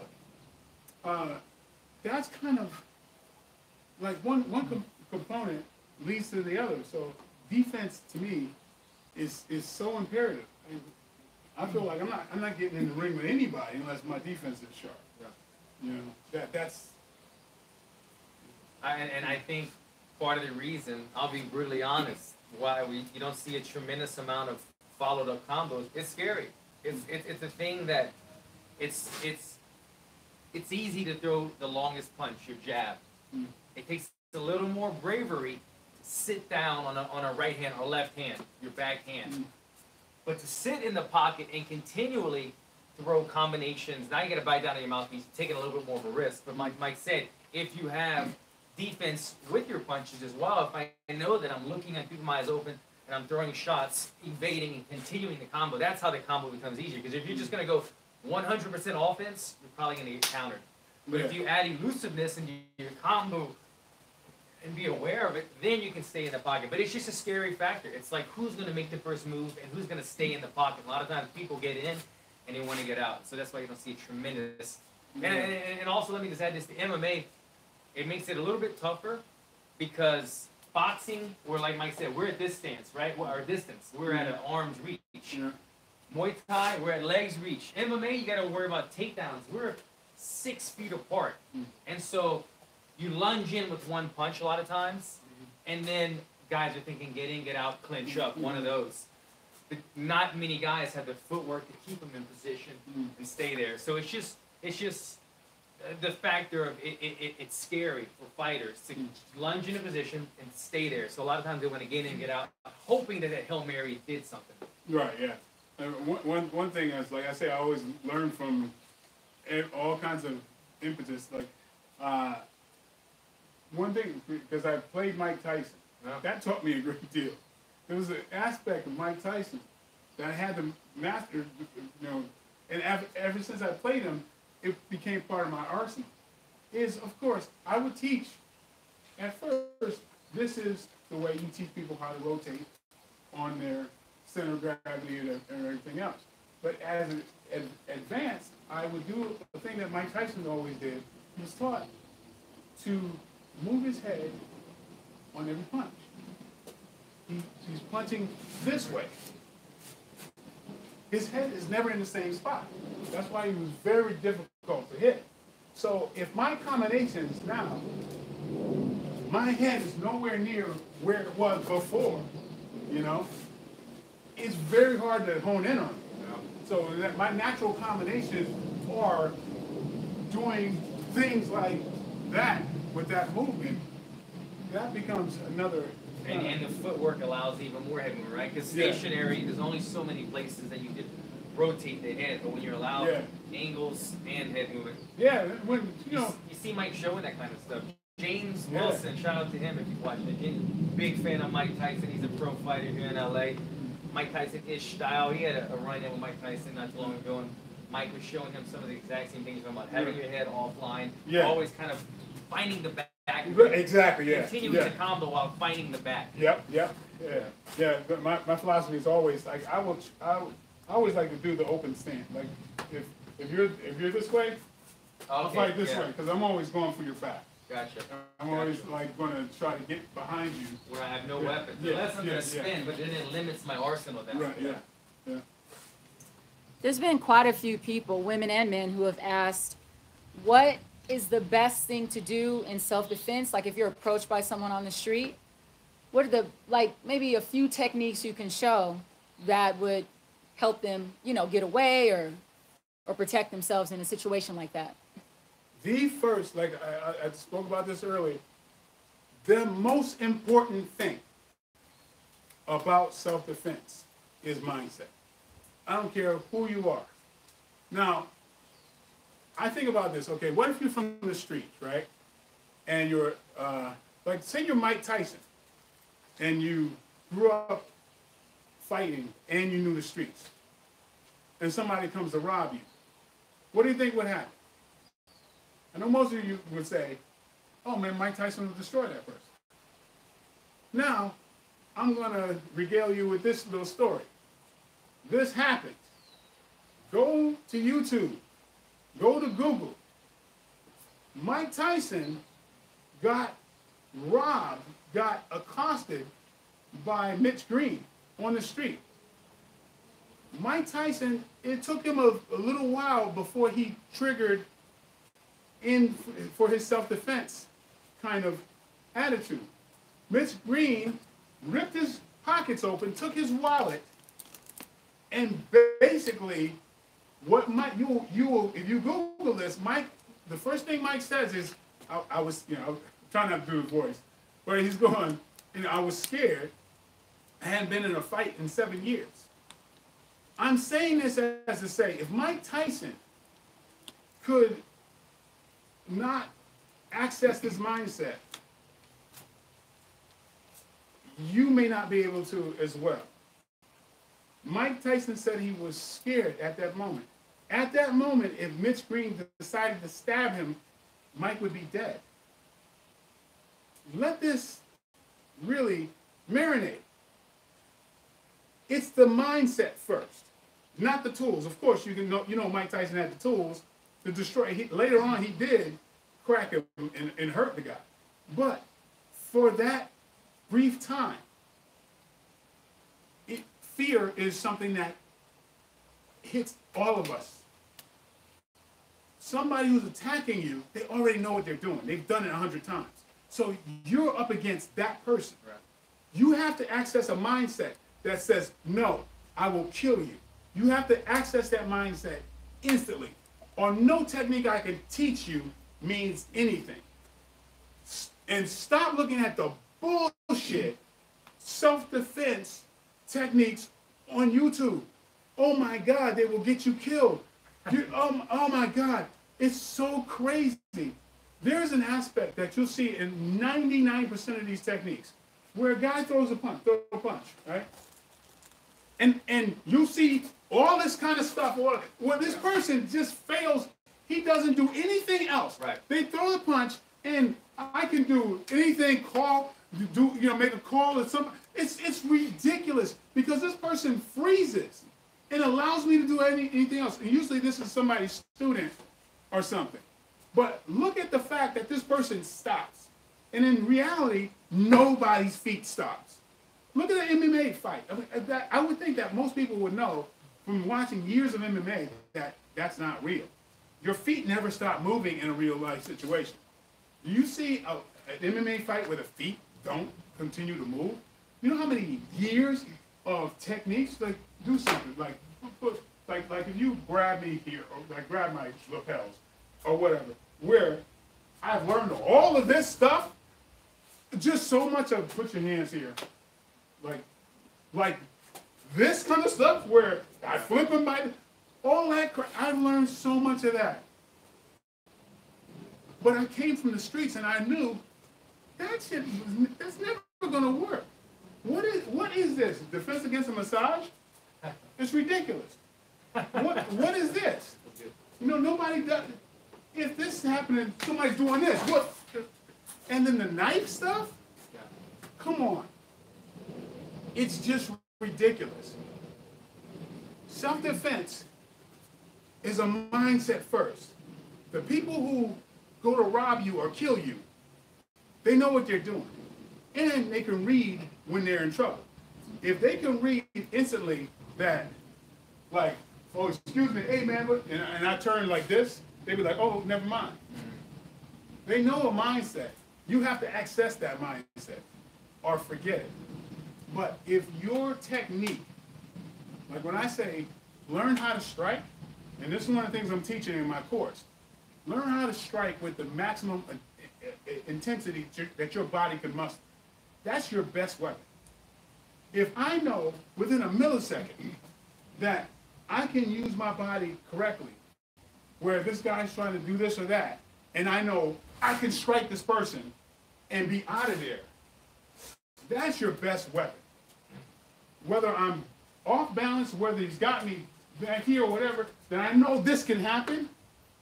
That's my best weapon. I don't have to even practice that. I know It's point A to B. I'm striking a vital target, and then I'm out of there. Yeah. So it's more of a mindset, number one, and I want people to think about that first when they tune into what I'm going to teach them. I'm going to teach you how to preload that mindset. You got to know what's at stake, because most of the people, bless their hearts, are martial artists, starting from insecurity, learning martial arts, becoming a black belt, and you're teaching self-defense. The same stuff that was taught to you. But you probably never had a street fight in your life. That's the truth of the matter. Well, there's actually one guy that just came on here and he said he got jumped, and he's a martial artist, and he said all his training went right out the Absolutely. right out the Are we able to window. continue conversation with him? Like, I'm just curious what martial art discipline he was in.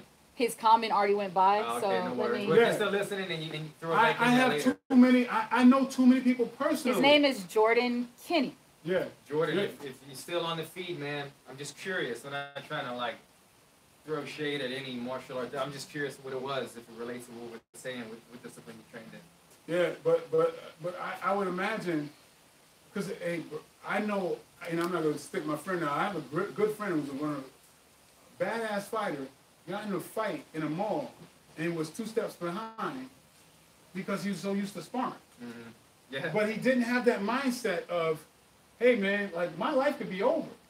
You know what I mean? He could have been taken out if he didn't have that mindset. Honestly, that happened to me one time. I remember a long time ago, I went to a gas station, and some Jamaican dude had a deep accent, and I don't know why he approached me.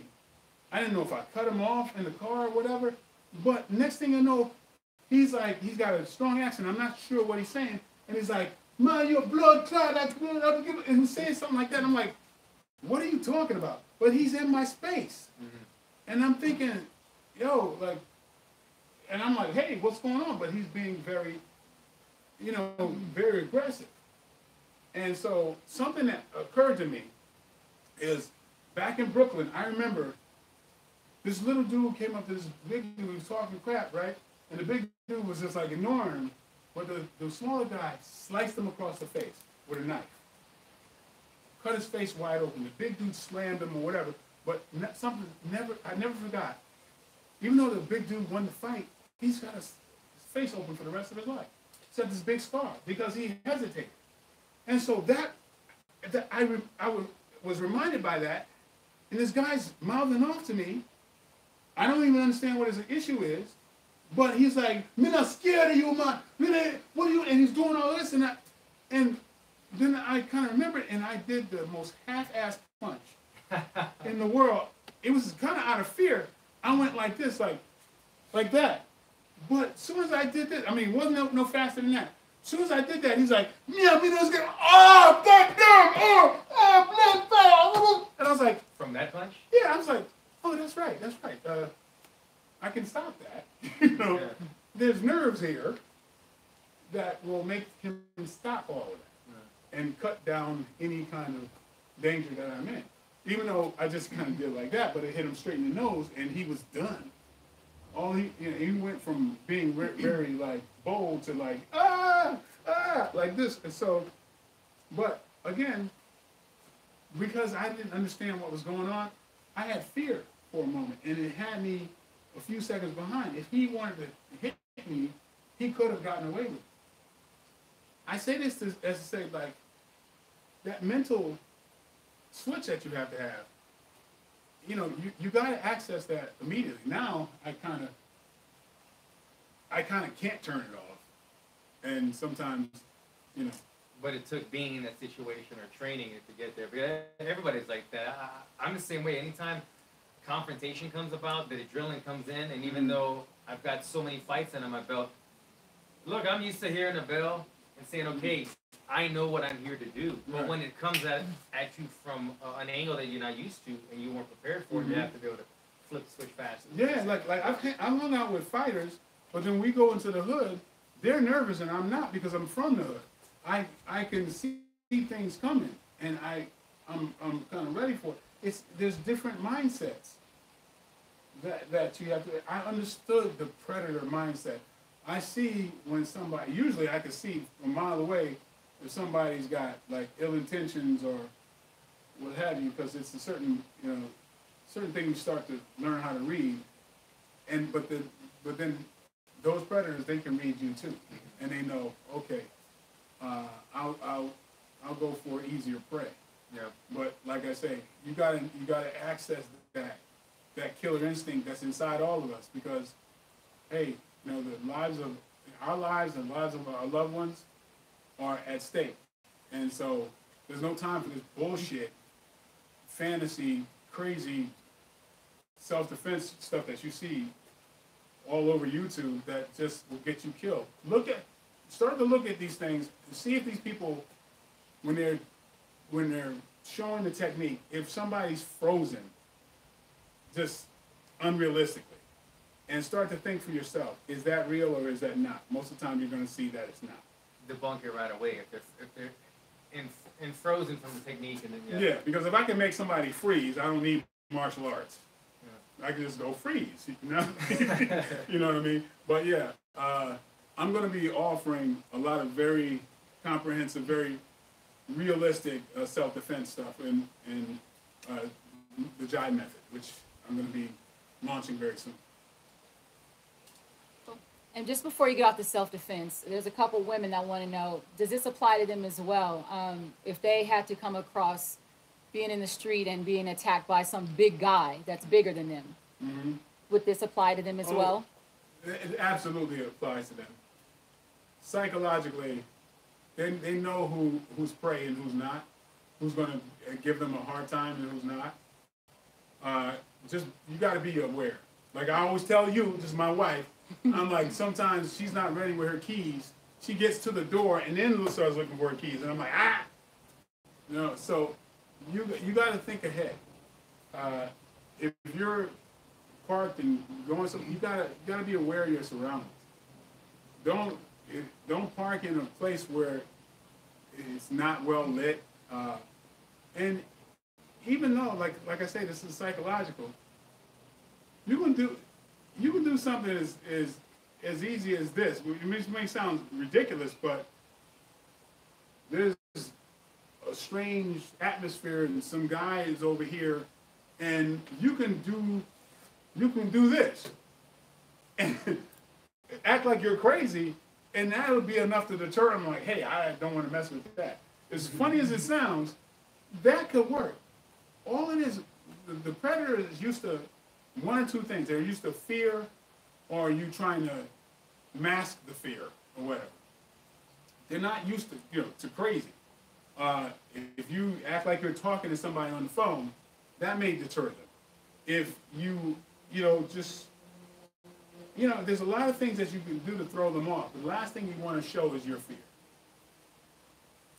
But absolutely learn self-defense.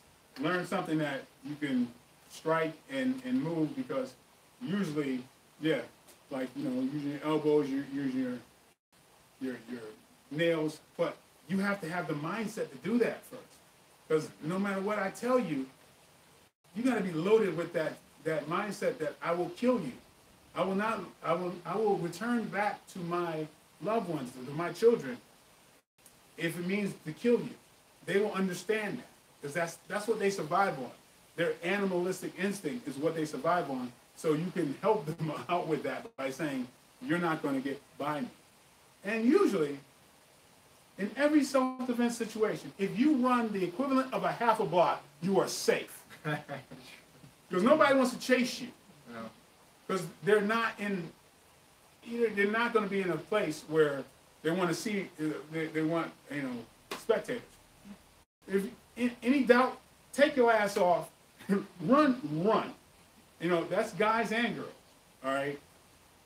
This whole, and I hope guys don't think about, okay, this is what I would do to somebody. Believe it or not, I'm trying to teach you before anything, before you strike somebody and get sued, just run. Just get out of there.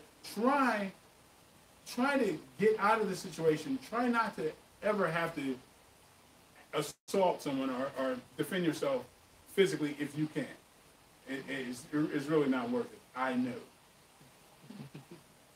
Okay, I'm being a good wife. Hello, everyone. Hey. You guys have been talking for like 2 hours. Damn. Water break. Oh. 2 hours. Well, we're gonna have to wrap this up. Yeah, well, we can't go anywhere. Let's think about, let's go grab some sushi or whatever. I'm like, no, can't do that. Well, you guys could wrap it up and do it again. You know, everyone seems to really be thankful that you did this. They're looking forward to more live videos. And they're also very excited about the jive method. So if you want to wrap it up and talk about that one more time. And because some people came on in the middle and didn't hear you talk about it. So. Well, I want to say thank you because I'm a nerd, as you notice, I'm a martial art nerd, and we're both nerds about this. We could talk about this for a long time.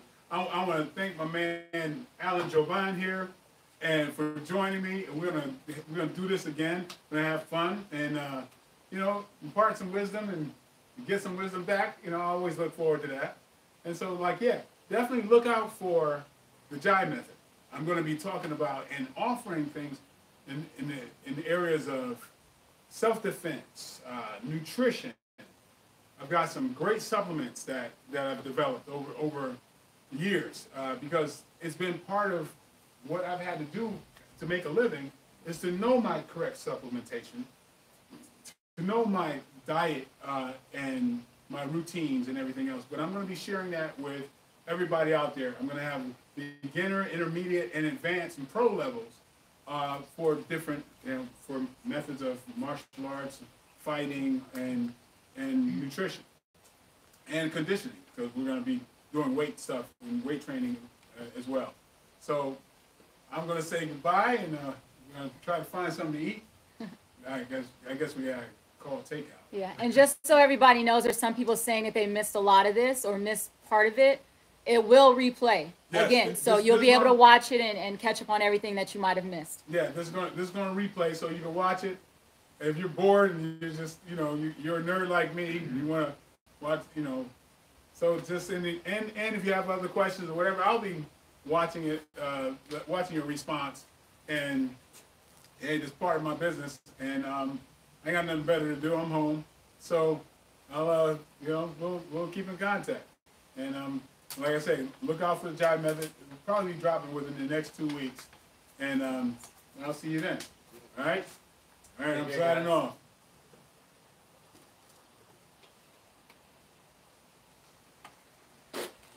Cool.